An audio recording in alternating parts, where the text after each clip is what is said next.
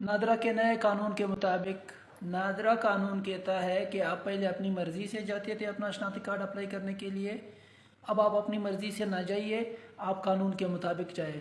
ودن 3 month 3 ماہ کے اندر اندر آپ نادرا جائیں۔ اگر آپ 18 سال کے ہو جاتے ہو تو 18 سال 3 ماہ کے اندر اندر آپ اپنے کارڈ کے لیے اپلائی کریں۔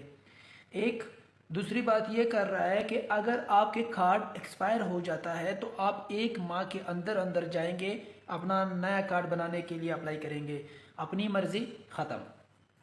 پھر اگر آپ کے بچے کی پیدائش ہو جاتی ہے تو اپنی مرضی ختم، آپ 1 ماہ کے اندر جائیں گے اور اپنے بچے کے لیے آپ بے فارم کے لیے اپلائی کریں گے یونین کونسل سے۔